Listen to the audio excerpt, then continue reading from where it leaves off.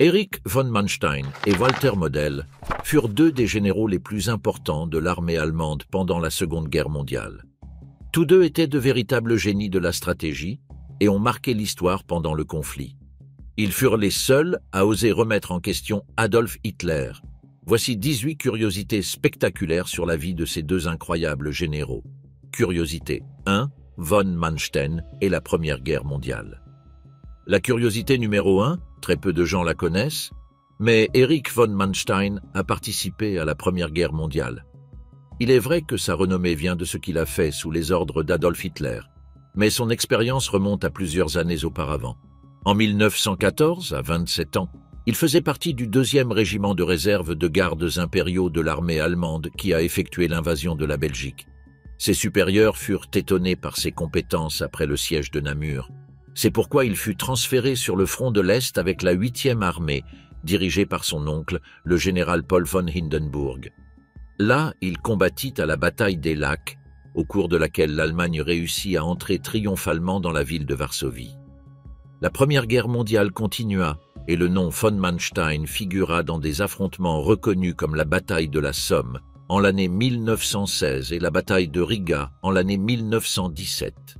Un an plus tard, il fut recruté pour l'état-major de la division d'infanterie 213 qui tomba à la bataille de Reims. Une fois le conflit terminé, le haut commandement militaire allemand était plus que satisfait du travail accompli par von Manstein. C'est pourquoi il fut choisi parmi les 4000 officiers autorisés selon les clauses du traité de Versailles. Cela représenterait un pas important dans sa carrière militaire. Curiosité 2. Von Manstein était-il juif? La deuxième curiosité fut l'une des plus grandes controverses concernant la figure de von Manstein. Plusieurs membres du haut comité nazi soupçonnaient ses origines et envisageaient l'hypothèse qu'il fût juif. Son nom de naissance était von Lewinsky, mais après la mort de ses parents, il adopta celui de son oncle, Georg von Manstein, qui s'était proposé de le prendre en charge. Il est important de noter que ce nom allemand avait été porté par 12 généraux différents, ce qui lui conférait une hiérarchie distinguée. En revanche, le nom von Lewinsky apportait son lot de doutes, car il pourrait être une variante de Lévi, d'origine juive. En effet, on pense que son arrière-arrière-grand-père Léwi aurait été un rabbin à Varsovie, en Pologne. Les SS enquêtèrent sur les antécédents de von Manstein à 2 reprises, une au début de la Seconde Guerre mondiale et une autre à la fin, mais ils ne purent déterminer qu'il fût juif. Cependant, on ignore quel genre de documents ils trouvèrent, et s'ils décidèrent de cacher le secret le mieux gardé de ses origines. Un autre comportement qui pourrait faire douter qu'il ait du sang juif était son initial rejet du Parti national-socialiste. Le déjà mentionné Paul von Hindenburg céda la chancellerie à Adolf Hitler et il eut le soutien de son neveu. Cependant, son oncle mourut en 1934 et, depuis ce moment, von Manstein commença à critiquer le mouvement du Führer, le considérant comme excessivement révolutionnaire et agressif. Bien que 2 ans plus tard, il fut promu général et nommé premier intendant en raison de ses théories modernes sur les tanks, la conception du puissant canon automoteur Stug, le haut commandement nazi pouvait considérer son nom de famille et son rejet du régime comme une preuve suffisante de judaïsme. De nombreuses déclarations de von Manstein furent faites contre les sémites. Il croyait fermement que les juifs et les bolcheviks étaient liés dans une conspiration mondiale. En fait, il affirmait que pour arrêter la propagation du communisme, il était indispensable d'éliminer les Juifs d'Europe. Dans l'ordre de sévérité de Reichenau, qu'il rédigea en novembre 1941, il déclara que le système bolchevique juif doit être anéanti une fois pour toutes et ne doit jamais plus avoir d'espace vital en Europe. Ce sont ces Juifs qui ont fait tant de mal à la patrie par leurs activités contre la nation et la civilisation et qui promeuvent des tendances anti-allemandes à travers le monde qui seront les héros de la vengeance. Leur extermination est une exigence de notre propre survie. De plus, il était totalement informé des massacres de Juifs, mais cela ne semblait pas le choquer. Curiosité 3. Von Manstein et l'attentat contre Hitler. La troisième curiosité est quelque peu liée à la précédente. Cela ne fait que confirmer que, apparemment, von Manstein aurait du sang allemand à 100%. Pendant la Seconde Guerre mondiale, il était très critique envers Adolf Hitler, mais pas à cause des politiques raciales, mais à cause de sa conduite en guerre. Le 20 juillet 1944, des conspirateurs allemands tentèrent d'assassiner Hitler dans le but de provoquer un grand coup d'État dans l'opération Valkyrie, reconnue et ratée. Avant l'attaque, informés des divergences d'opinion de von Manstein, les conspirateurs tentèrent de le recruter pour participer à l'attentat. Cependant, il les rejeta catégoriquement. Il était fermement convaincu que le destin de l'Allemagne serait bien plus prospère s'il parvenait à persuader le Führer de céder la direction de la guerre à l'état-major. C'est pourquoi il se montrait totalement contre toute forme d'attaque.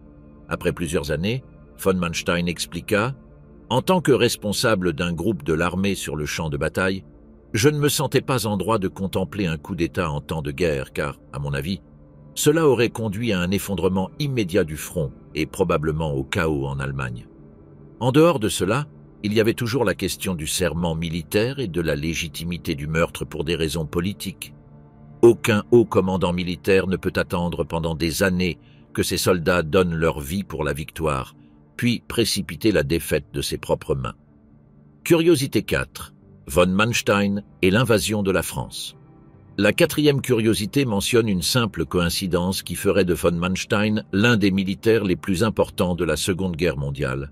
Au début de l'année 1940, après avoir effectué des tâches d'entraînement pour le 39e corps en Poméranie, il fut invité à un encas dans la chancellerie de Berlin, où se trouvait le même Adolf Hitler.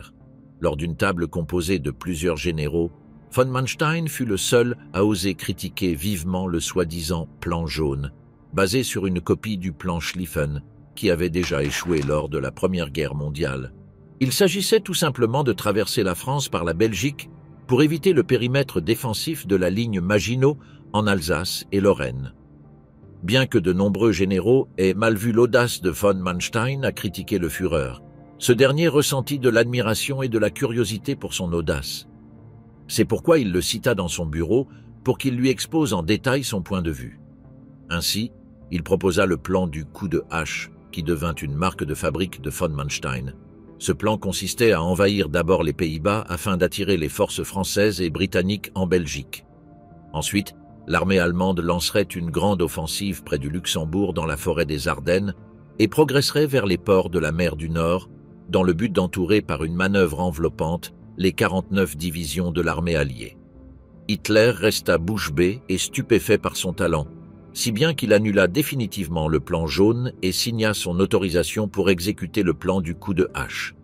Le 10 mai 1940 fut la date exacte du début de l'opération qui avait tenu von Manstein éveillé jour et nuit. Le début fut magistral. Les Alliés tombèrent dans le piège, exactement comme ils l'avaient prévu, car l'armée française ainsi que le corps expéditionnaire britannique envoyèrent leurs forces en Belgique pour aider l'armée néerlandaise déconcertée, qui tomba 4 jours après le début de l'invasion. Les panzers de l'armée allemande écrasèrent le front par Sedan et les Ardennes, franchirent la frontière française par le fleuve Meuse, effectuèrent une manœuvre enveloppante à Abbeville. Enfin, ils portèrent le coup fatal pour que les forces belges se rendent, encerclant et détruisant en Flandre 70 divisions, soit environ un demi-million d'hommes. Von Manstein redirigea ses forces blindées vers le sud-ouest et se dirigea à la fois vers Paris et les côtes de l'océan Atlantique et les Pyrénées. Comblé de joie par ce qu'il avait accompli, von Manstein reçut une nouvelle qui flatterait son ego. Hitler ordonna sa promotion au grade de maréchal de terrain. Finalement, le plan du coup de hache réussit à faire capituler les Alliés, causant plus de 2,5 millions de pertes. L'Europe occidentale tombait sous le contrôle du Führer. Curiosité. 5. Von Manstein pouvait être Rommel. La 5e curiosité concerne ce qui aurait pu être, mais ne le fut pas. Adolf Hitler ordonna la réalisation de l'opération Sonnenblume, qui consistait en l'intervention d'un détachement spécial de blocage en Afrique du Nord. Après le succès en France, le favori du Führer pour exercer la fonction de commandant en chef des troupes allemandes en Libye était Erich von Manstein. Cependant, après plusieurs réunions et dialogues avec différentes personnes, il abandonna cette possibilité. Finalement, il choisit le célèbre Erwin Rommel, l'un des héros majeurs de la bataille de France. Bien que Hitler appréciait les compétences de von Manstein, il considérait que Rommel savait exactement comment inspirer ses troupes. Curiosité. 6. La grande humiliation de von Manstein en Union soviétique. La sixième curiosité présente une particularité notable. Pendant environ un an, le haut commandement allemand évita de confier des missions à Erich von Manstein. L'un des hommes les plus prestigieux de Hitler semblait être relégué ou mis en attente. Cependant, en juin 1941, il revint en action, cette fois pour accompagner le groupe d'armées du Nord sous le commandement du général Ritter von Lieb avec le corps Panzer numéro 51. Après avoir contourné avec succès l'armée soviétique en Lituanie, Lettonie, Estonie, Russie occidentale, assiégé Leningrad et dominé Demiansk, von Manstein entama son chemin vers la Crimée, l'une de ses batailles les plus difficiles, qui deviendrait l'une des plus grandes humiliations de sa carrière. Là, il dut exercer un nouveau rôle, diriger le commandement de la 11e armée allemande. Sa mission consistait à conquérir la péninsule en traversant la fosse Tartare et l'isthme de Pérékop vers Yalta et Féodosia. 8 mois furent nécessaires pour le siège du port de Sébastopol, et les troupes de von Manstein avancèrent de manière millimétrique en raison des forts de béton implacables de l'armée rouge. Après l'échec de cette tentative, il se tourna vers l'artillerie lourde sur rail, utilisant les trains d'artillerie Léopold, Bertha et Dora. Il utilisa également des mortiers, des canons et des avions. À l'automne 1942, il fut sollicité par le groupe d'armées du Nord pour assiéger Leningrad, et peu de temps après, par le groupe d'armées du Sud, dans le but de libérer le 6e armée allemande qui avait été piégée à la bataille de Stalingrad. Les deux opérations se soldèrent par une défaite, ce qui provoqua une grande tache sur la trajectoire de von Manstein. Les cauchemars ne tardèrent pas à arriver.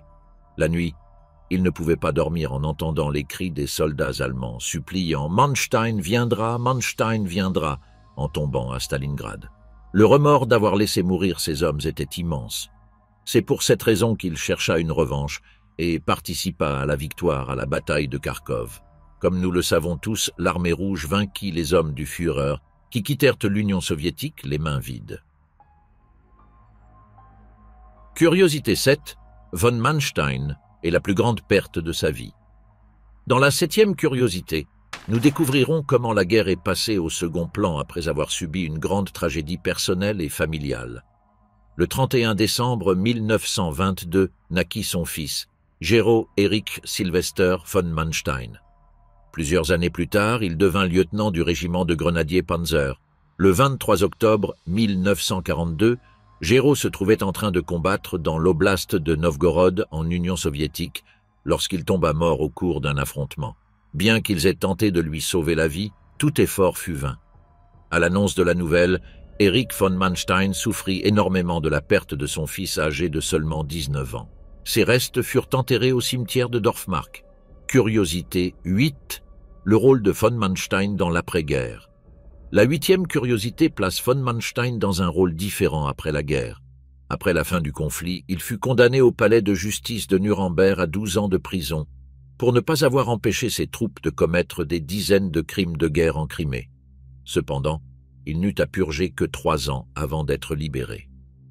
Une fois sorti de prison, il devint un membre important de l'OTAN, spécifiquement au Parlement de la République fédérale allemande. Après plusieurs discours, il récupéra son poste de général et élabora différents plans de défense pour protéger le pays contre une attaque éventuelle de la République démocratique allemande qui se trouvait sous l'aile de l'Union soviétique. Curiosité 9, Model, le remplaçant de von Manstein. La 9e curiosité est celle qui relie les deux protagonistes de cette vidéo. Après avoir combattu en Union soviétique, von Manstein devint le centre des critiques de la direction des opérations militaires au quartier général de Obersalzberg. Le 30 mars 1944, il fut honoré par le Führer avec la croix de chevalier, avec feuilles de chêne et épée. Après cette reconnaissance importante, il reçut la pire nouvelle de sa carrière. Le haut commandement allemand lui annonça sa retraite anticipée. Cela ne le surprit guère car il savait que tôt ou tard cela arriverait. Ce qu'il ne s'attendait pas, c'était que son remplaçant soit le général Walter Model, de qui nous parlerons dorénavant. Curiosité 10. La personnalité controversée de Model. Il est temps de parler de la 10e curiosité de la vidéo, mais la première concernant Walter Model. L'un des traits les plus notables était sa personnalité effrontée. Tout au long de sa carrière, il n'hésita pas à montrer ses côtés les plus vils, se vengeant de sa colère sur ceux qu'il avait en face de lui. Il était détesté par ses officiers, qui le surnommèrent « cochon ». Apparemment, Model les surmenait et abusait de son pouvoir. L'une de ses phrases préférées était « Pour chaque problème qui surgit, je veux que vous me présentiez au moins 3 solutions ». Cette discipline n'était pas bien reçue par ses subordonnés, mais elle lui apportait de grands résultats. Sa ténacité le définit non seulement pendant la Seconde Guerre mondiale, mais aussi dans la période précédente. Après avoir commandé le 18e régiment d'infanterie de Münster en 1921, Model refusa de quitter son poste pendant 4 ans, restant à la tête de l'état-major d'artillerie de la 6e division du Reichswehr. En 1944, en pleine confrontation sur le front occidental, Model choisit de ne pas tenir compte des recommandations du général Fritz Bayerlein et décida de faire les choses à sa manière. Habitué à combattre sur les terres soviétiques, il fut appelé à occuper le poste de maréchal du groupe d'armée B sur le front occidental en France pour lutter contre les troupes américaines. Une fois sur le théâtre des opérations, il ordonna de rééquipier les divisions en première ligne. Bien que cette conduite soit recommandée en Union soviétique, elle ne l'était pas sur le front occidental. Cependant, Model détestait les Américains et les considérait comme des ennemis extrêmement inférieurs par rapport aux effectifs de l'armée rouge. Les paroles de Bayerlein furent emportées par le vent et l'aviation ennemie bloqua toute tentative de regroupement tactique en déployant un feu d'artillerie. Curiosité 11. Les origines de Model. Pour la curiosité numéro 11, nous révélerons des détails sur l'enfance de Walter Model.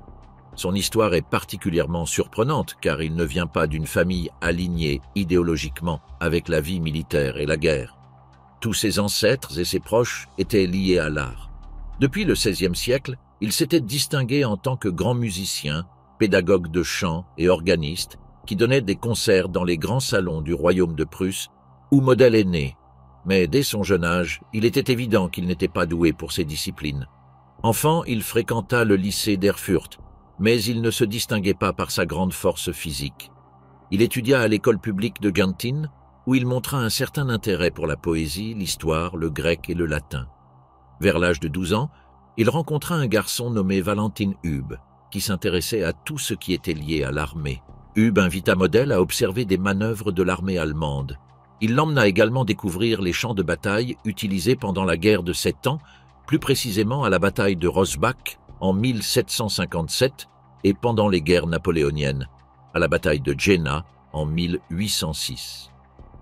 En voyant de tels scénarios de guerre, Model se sentit profondément captivé et comprit qu'il avait trouvé sa véritable passion.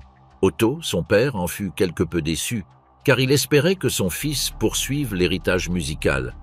Quoi qu'il en soit, il permit à son fils d'entrer dans les forces armées, bien que cette décision lui coûtât une petite fortune, 700 marks pour l'uniforme, plus 200 marks mensuelles pour la carrière militaire.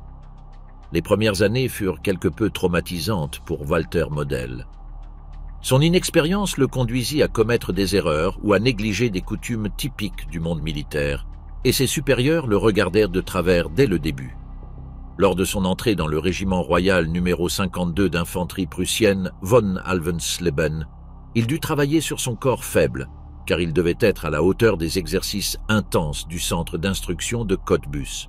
Model faisait un grand sacrifice, mais les hommes du haut commandement ne valorisaient pas ses efforts. En fait, un officier s'approcha de lui et, sur un ton peu amical, lui cria « Vous n'avez pas la gravité nécessaire pour être un soldat ». Malgré cela, il ne se laissa pas abattre et en 1908, il se diplômait de l'école des cadets de Neisse. Seulement 4 ans plus tard, il fut promu sous-lieutenant, ce qui signifiait la prise en charge d'une petite compagnie au quartier de Crossen. Curiosité 12. L'art dans la famille de la femme de Model. Après avoir mentionné que Model était la mauvaise graine de sa famille en ne consacrant pas sa vie à l'art, la curiosité numéro 12 mérite de mentionner un détail très intéressant. Au début des années 1920, pendant le soulèvement raté de la Ruhr, Model séjournait dans une maison de la ville de Dortmund, où il rencontra une veuve nommée Hertha Wiesen. Tous deux tombèrent éperdument amoureux dès le premier instant et décidèrent de fonder une famille ensemble. Ce qui est curieux, c'est que le grand-père de Hertha, Friedrich Rückert, était un poète reconnu qui s'est distingué par avoir traduit en allemand la célèbre œuvre Les Mille et une nuits. Finalement, en 1921, Model et Hertha se marièrent et élevèrent leurs enfants, Ella, Hans-Georg et Christa. Curiosité 13. Le rôle important de Model dans la bataille de Rzew. Dans la curiosité numéro 13, vous apprendrez sa participation cruciale à la bataille de Rzew. Il s'agissait essentiellement d'un conflit qui se déroula entre 1942 et 1943, mettant en opposition les forces allemandes et l'armée rouge sur le front oriental soviétique. Dans ce conflit, la Wehrmacht cherchait à protéger le territoire gagné en 1941, tandis que ses adversaires avançaient pour récupérer leur territoire.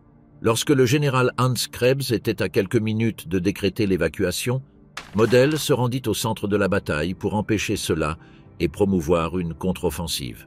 Comme nous l'avons dit précédemment, Model avait une personnalité aussi unique que crispante. Krebs lui demanda quelle force il avait amené pour mener cette opération, et Model répondit sans hésitation « Moi-même ». Model tira parti de ce qu'il avait appris lors de la Première Guerre mondiale, grâce au général Fritz von Lossberg, et opta pour une défense élastique, dans laquelle il organisa une ligne avec 97 bataillons de 300 hommes. Il disposait également de formations blindées, de chars T-26 et T-34 volés aux soviétiques, ainsi que de tanks pris à l'armée française en 1940. La stratégie de Model réussit en arrêtant l'offensive enveloppante lancée par le front Kalinin et le front Ouest, infligeant de lourdes pertes à l'ennemi. Malgré le succès de cette manœuvre, les choses ne continuèrent pas bien pour Model. Lors de l'opération Seydlitz, l'avion où se trouvait Model fut abattu par des partisans dans une forêt. Bien qu'il survécut à l'atterrissage d'urgence, il dut être hospitalisé pour une blessure par balle qui traversa son torse jusqu'à son épaule. Model passa 11 semaines dans un hôpital de la ville de Slomensko avant de recevoir un permis pour rendre visite à sa famille en Allemagne. Sa santé ne s'était pas totalement améliorée, mais peu de temps après, il n'eut d'autre choix que de revenir à ses fonctions. Sa présence était capitale, car, malheureusement pour l'Allemagne, l'armée rouge rompit à nouveau les flancs à Rzew. Model n'eut besoin que de quelques minutes pour mobiliser tout le personnel et établir des positions de défense échelonnées, ce qui leur permit de stopper les soviétiques, leur infligeant près de 300 000 pertes et la perte de près de 3 000 chars, ainsi que 870 avions. Après la fin de la bataille de Rzew, un nouveau défi attendait Model. Il devait diriger l'aile nord du groupe d'armées sud lors de l'opération Citadelle dans le cadre de la bataille de Koursk. Contrairement au maréchal Erich von Manstein, dont nous avons parlé dans la première partie de la vidéo et qui commandait l'aile sud, Model n'avait pas confiance dans cet affrontement. En fait, il demanda à Hitler d'annuler l'opération, car il considérait qu'il risquait de laisser son flanc vulnérable à de possibles contre-offensives. Cette fois, Hitler refusa fermement, lui ordonna de continuer l'opération et lui interdit de construire des fortifications. Model n'était pas un homme qui acceptait les refus. C'est pourquoi il construisit non seulement les systèmes de défense, mais utilisa son infanterie devant les tanks pour protéger les formations Panzer au cas où une manœuvre soviétique se ferait à ses arrières. Cet élan provoqua une stagnation entre les collines de Teploye et la ville de Ponyri. Curiosité 14. Model, le pompier de Hitler. La curiosité numéro 14 nous amène au surnom le plus célèbre donné à Walter Model. Lors de l'opération Kutuzov, lancée par l'armée soviétique en juillet 1943, eut lieu la saillie d'Oriol, une manœuvre tactique conçue par Model qui provoqua d'énormes pertes dans l'armée rouge. Model était en quelque sorte un joker que Hitler appelait lorsque son objectif était en danger. Le Führer avait une confiance totale dans les vertus stratégiques de Model. C'est pourquoi il le convoquait chaque fois que les choses semblaient tourner au désastre. Le rôle de sauveur de Model lui valut le surnom de « le pompier de Hitler » ou « Hitler Feuerwehrmann » en raison de son talent à éteindre les feux dans l'adversité. De plus, en guise de récompense, il reçut un permis pour passer quelques mois de repos auprès de sa famille. Curiosité 15. Model et les chasseurs de chars. Si nous devons complimenter Model pour quelque chose, en plus de sa vision stratégique, c'est pour sa sagesse concernant les tanks et l'artillerie. C'est ce dont nous parlerons dans la 15e curiosité. En 1933, avec l'arrivée de Hitler, Model fut chargé d'adapter les nouvelles doctrines opérationnelles des chasseurs de chars Stug, des véhicules blindés de combat sans tourelle équipés d'un canon anti-char de 75 mm, qui seraient les plus produits pendant la Seconde Guerre mondiale. Ils étaient basés sur les châssis du Panzer III. Ces chasseurs de chars étaient spécialement conçus pour être utilisés comme soutien anti-char aux unités d'infanterie et mécanisées. En 1937, Model se rendit en Espagne pour étudier et évaluer l'utilisation des chars du groupe Panzer Drone de la Légion Condor pendant la guerre civile. Là, il eut l'occasion de dialoguer avec le dictateur Francisco Franco et d'échanger des idées sur les Stug et différentes stratégies de guerre. Lors de sa visite en Espagne, il reçut la décoration de la Croix espagnole, la Spanienkreuz, que le Troisième Reich attribuait aux officiers et aux membres des forces armées allemandes ayant participé à la guerre civile espagnole, en soutenant les plans de Franco.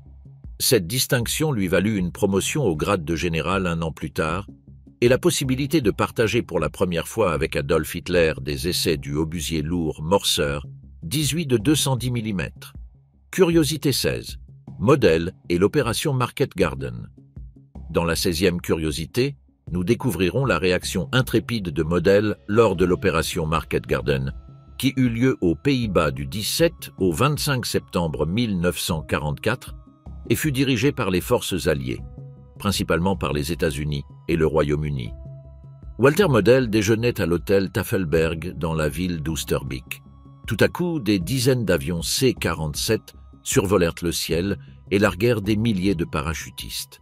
N'ayant pas le temps de réagir à cause d'une bombe qui explosa dans le jardin de l'hôtel et éclata la coupe de vin qu'il tenait dans sa main, Model abandonna son déjeuner et courut à toute vitesse, fuyant l'hôtel et se dirigeant vers ses lignes. Lorsqu'un groupe de soldats britanniques réussit à prendre le contrôle du Tafelberg, ils constatèrent que Model n'était plus là. Mais ni Model ni l'Allemagne n'étaient vaincus, car le général connaissait parfaitement le plan de l'ennemi, grâce à la capture d'une carte. Sachant ce que l'ennemi préparait, il répartit ses formations dans toutes les zones touchées par l'opération Market Garden et réussit à vaincre ses opposants à Arnhem, Nijmegen et d'autres localités, leur infligeant plus de 20 000 pertes et la destruction de la première division aéroportée britannique. Il effaça également la brigade parachutiste polonaise de la carte et infligea d'autres lourdes pertes à l'armée américaine. Curiosité 17. Capitulation, trahison et suicide. Dans cette dernière curiosité, la 17e, nous plongeons dans la phase finale de la vie de Walter Model. Au début de l'année 1945, les Alliés avancèrent contre l'Allemagne, mettant fin à la Seconde Guerre mondiale. Dans le cadre de la poche de la Ruhr en avril, ils réussirent à enfermer plus de 300 000 soldats allemands sur une zone de 9 000 km². Hitler ordonnait de résister depuis son bunker sous la chancellerie de Berlin, mais Model n'écoutait pas ses demandes.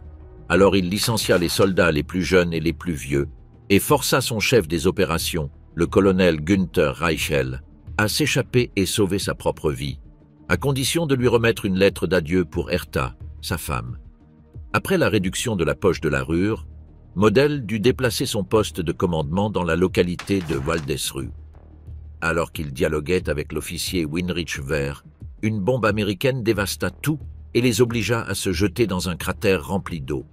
Là, Model exprima tristement « Avons-nous fait tout ce que nous pouvions face au jugement de l'histoire? Que reste-t-il pour un commandant vaincu?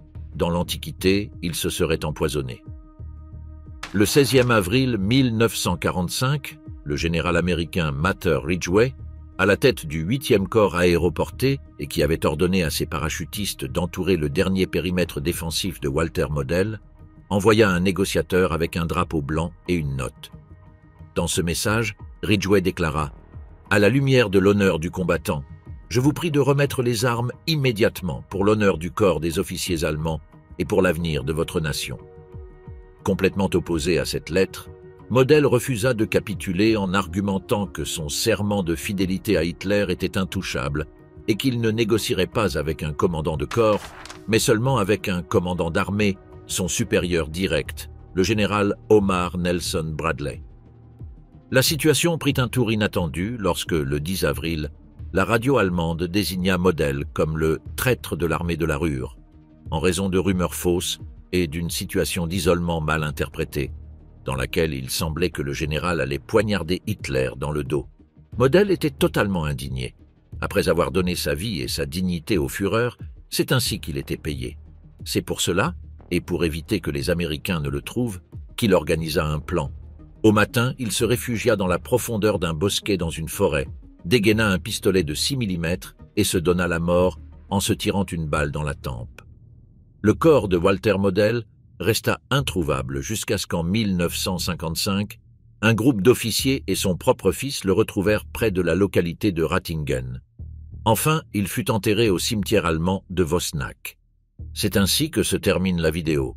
Voici les 18 curiosités sur la vie d'Erich von Manstein et Walter Model. Écrivez-nous dans les commentaires pour nous dire quelle curiosité vous a le plus étonné. Et n'oubliez pas de vous abonner pour être informé de tout le contenu de notre chaîne. À la prochaine!